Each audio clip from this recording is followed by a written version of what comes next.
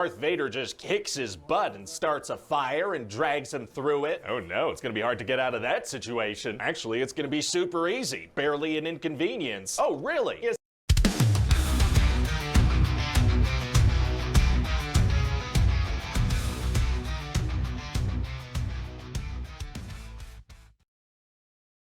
Maniacs out there, it's Theta Ranger, Thetazord coming back to you from the core of the Morphin Grid. As usual, I've been getting my streaming game on, and we have Theta Thursday Theatrics every Thursday at 8 p.m. Central. Come by and check it out. But first, we're going to start getting back into playing these amazing videos that go along with my nerdiness, and hope you enjoy. We're going to be getting into pitch meeting, Ryan George, Kenobi today. It's morphin' time. Let's start this show off right. Go! All right. So, you have some Star Wars milk for me? What, like the blue milk? No, like another way to milk the franchise we bought for billions of dollars. Okay. Oh, right. Yes, sir, I do. Amazing. So what did you have in mind? I was thinking we'd do an Obi Wan Kenobi show for Disney+. Oh, that's a very recognizable name. It sure is, sir. So this would take place 10 years after Revenge of the Sith, and Obi-Wan is living on Tatooine and looking at a little boy through some binoculars. Watching people through binoculars is tight. Generally not. No, generally it's not a good idea to look through binoculars at anybody, much less little boys. No, sir, but this is a 10-year-old Luke Skywalker. He's from the Star Wars Holiday Special. Amongst other things, yeah. So Obi-Wan is keeping an eye on him, you know, in case anything happens. Oh, right. And you know, in the past 10 years, Obi-Wan hasn't been doing any training or force stuff, so he's pretty weak now. So how is he intending to protect Luke if anything happened? Oh, unclear, but so then on Alderaan, a 10-year-old Princess Leia gets kidnapped. Oh, she's... Yeah, that's a big point that I never really got past. I don't understand why Obi-Wan didn't keep up with his Jedi training if his whole purpose was to take care of the boy that could change the entire Jedi legacy and rebuild the Jedi, temple. And yeah, I never got that.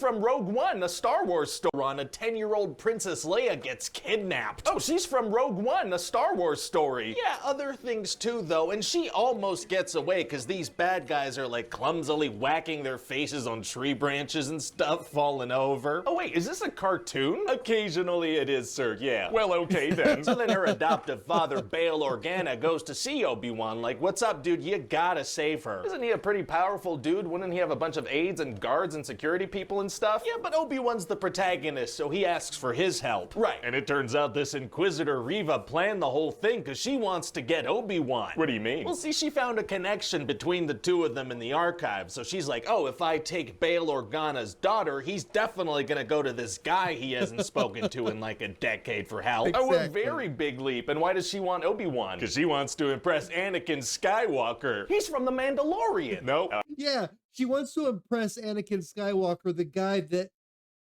almost killed her and killed all of her friends and younglings that she grew up with. She wants to impress him. I don't see the logic in the writing behind that. I never did. I understand that in the end, she really wants to be able to get an opportunity to kill him, but she kisses his ass the whole time. I mean, I don't know. There was just so much weird writing. Oh, I got that one wrong. Yeah, no, he's from practically everything else, and he's from The Mandalorian. Why does she want Obi-Wan? Because she wants to impress Anakin Skywalker. He's from The Mandalorian. Nope. Oh, I got that one wrong. Yeah, no, he's from practically everything else, and he's Darth Vader now, and if she brings him Obi-Wan, he might make her Grand Inquisitor. Oh, wow, wow, wow.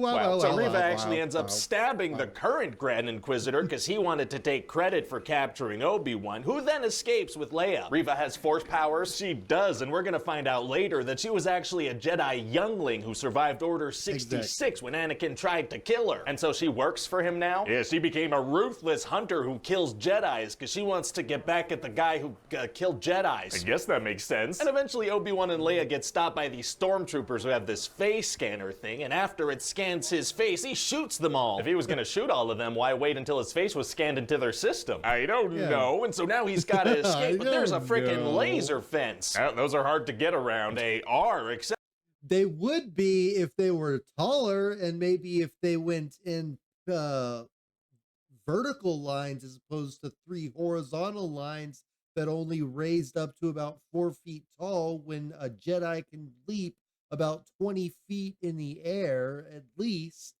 Yeah, there's so many plot points. except for this one, which is very easy to walk around. Oh, well, good. Yeah, so they panic for a second trying to get through, but then Obi-Wan realizes he can shoot the control panel and get through. Why didn't he just walk around? Well, this is much more exciting, sir. I guess so. Anyway, then they're immediately about to be captured again, but this lady Tala saves them. Oh, she does? Yeah, she works for the Empire, but doesn't like it, so she decides to help them escape through this secret tunnel.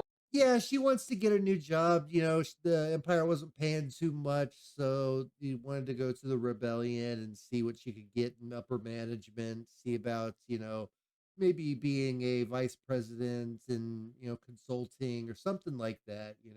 The Empire just wasn't fulfilling her dreams, her career dreams, her boss babe dreams in the Empire. She has going. Okay. But then frickin' Darth Vader shows up, so Obi-Wan decides to stall for time so Leia and Tala can escape. But Obi-Wan doesn't really have force powers anymore. Exactly. So Darth Vader just kicks his butt and starts a fire and drags him through it. Oh no, it's gonna be hard to get out of that situation. Actually, it's gonna be super easy. Barely an inconvenience. Oh, really? Yeah, see, once Darth Vader puts the fire out, Tala's gonna show up and help Obi-Wan escape by starting a fire. How does that help? Well, Darth Vader can't get to Obi-Wan through fire, sir. Well, the second fire, because Darth Vader is okay dealing with the first fire, but it's that second fire, that's what really hurts him. That's his weak point. You can start a fire, but once you put that fire out and then start another one, then he gets really weak to it. That's the whole thing with Darth Vader and his suit. That's canon, right? That makes perfect sense. But he was literally just doing that. Yeah, so then Obi-Wan escapes. All right. And so since Leia is on her own, she actually gets kidnapped by Reva, who somehow teleported to the end of this tunnel. She gets kidnapped again. We're doing that again. Yeah, second time in 3 episodes. Turns out she's very bad at not getting kidnapped. Sure seems that way. So how does she get unkidnapped this time? Well, Obi-Wan Kenobi sneaks her out in this big old trench coat he's wearing, and she's hiding underneath it. Just a guy in a massive jacket with 4 legs, 2 of which are tiny, and that works. Yes. Oh, is this a cartoon again? It's a cartoon again. I told you that would happen from time to time. Right, you did tell me that. So Darth Vader's angry at Reva for letting them escape, but she's like, sure, whoa, I put a tracker on Leia's toy, so that's pretty cool, right? On the Princess of Alderaan's toy? That's right. Seems like they'll probably end up on Alderaan. Yeah, that's definitely the final destination, but now they'll be able to track that. Interesting plan. So eventually she manages to get all the good guys trapped behind these big blast doors, and she's having a bunch of stormtroopers try to blast them open. Uh-oh. But then Obi-Wan stalls a little by saying he wants to talk to her, and he figures out the thing about her surviving Order 66, and then she opens the door with a lightsaber. Seems like she should have led with that. Maybe. And so then they decide to team up to try to take Vader down. How do they do that? Well, she just goes ahead and tries to stab him. After 10 years of planning, she just goes in for a stab. Yes. Does it work? No, obviously no, that doesn't work. Right, that makes sense, yeah. So she gets stabbed with a lightsaber. So she dies? Now, having a big hole burned into your intestines isn't fatal. In fact, that Grand Inquisitor guy, he's alive too. He was too angry to die. Oh. Okay. So then there's gonna be a big fight between Darth Vader and Obi-Wan Kenobi. But Obi-Wan still doesn't have force powers. Oh, well, those come back. Oh, they do. What happens? He thinks about stuff and they come back. Well, great. So Vader gets the high ground and buries Obi-Wan under some rocks and then walks away and leaves him for dead. Okay, does nobody take a second to verify that the person they've tried to kill is actually dead? Not in this particular show, no. Oh, okay. And then Obi-Wan escapes and slices Vader's helmet open and they have a little chat. About what? Well, Vader's like, hey, I'm the one who killed Anakin Skywalker, okay? And he's kind of crazy happy about it. Wow. So then Obi-Wan is like, wow, well, okay, then I guess my friend truly is dead, and he walks away. Wait, why doesn't he kill him if he truly thinks his friend is dead and this is a crazy murderous monster guy? Well, Vader's gotta be in several movies after this, so it's kind of like, oh, it's a contract issue. He's gotta be in those movies. Right. And meanwhile, Reva has figured out who Luke Skywalker is. How does she figure that out? Well, it turns out Bail Organa sent Obi-Wan a message being like, hey, I know we said no communications, but here's a detailed communication attention because I think maybe something happened to you. Why send that if you think something happened? Unclear. So then Reva goes to kill Luke and he passes out. Why? So that he doesn't see a lightsaber and mess up the canon. That makes sense. Good call. But then Reva can't bring herself to kill this child, so that's a nice little redemption arc. She's killed a bunch of Jedi for like a decade though, right? Yeah, but not the one that's the most important to the IP. That does sound like a good guy move to me. And then Obi-Wan gets to meet Luke and he says, hello there. Oh, that's the thing the internet likes. It sure is, sir. So what do you think? Well, I think it sounds great, but I do think we should maybe slow things down after this. You know, I don't want people to get Star Wars fatigue. Oh, really? Yeah, I just think that's the best move creatively.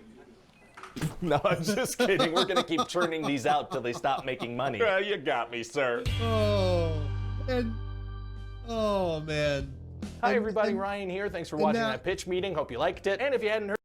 And now with the Acolyte, it's just really, there is no turning back now. They've really just run their ship completely dry. We're going to go to the command center and talk about this because there were some things that I needed to let off my chest. It's morphin' time. All right, well, that was Kenobi pitch meeting. Ryan George, the man, he has such good comedic timing. He has such, I don't know, I guess he writes them all himself, but he's just such a good comedic writer and an actor as well. But to get into Kenobi, there's so many things in there that were just so weird. One of the weirdest is the cartoon, like the three little boys in a trench coat type of thing trying to pretend to be an adult when Leia and Kenobi are when Leia's underneath that coat. And I mean, I don't understand how that could even fly. There were so many things. That fence that only went up to like yay high when Obi-Wan Kenobi used to be able to jump over, 20 feet tall, you know, um, levels and all sorts of stuff, and being a protector of Luke Skywalker when he wasn't completing, he wasn't working on his training. So what if stormtroopers and what if Vader showed up to take over, to take Luke Skywalker?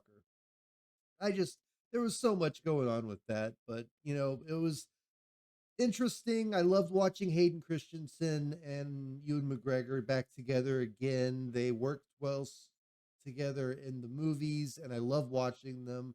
They are both great actors in all sorts of movies, and I love Hayden Christensen as Anakin Skywalker. George Lucas made the best call ever, getting him to play Anakin Skywalker. I know a lot of people give him a hard time because they didn't like the way that he acted, but that's the way that Anakin Skywalker was written to be. It's not like Hayden Christensen played him in a certain way that was unlike the way that George Lucas was directing him to act. He acted brilliantly. If you read the novels, if you know the backstory, behind Anakin Skywalker, he did an amazing job. So thank you so much for stopping by. We're going to be doing streaming Thursdays, State of Thursday Theatrics, every Thursday at 8 p.m. Stop by, say hi, listen to me sing and rant and tell jokes and write sketches, and share sketches and stuff like that. It's going to be a fun time for everybody. Stop by, share it around.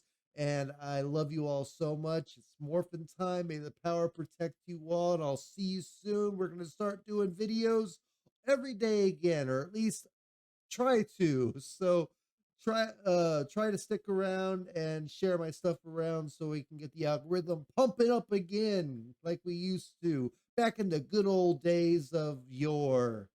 I don't even know what that means. I just know it's an old timey saying. Morphin' time. Power protect you. Love you. God bless. I think that's it. Yeah. Bye-bye.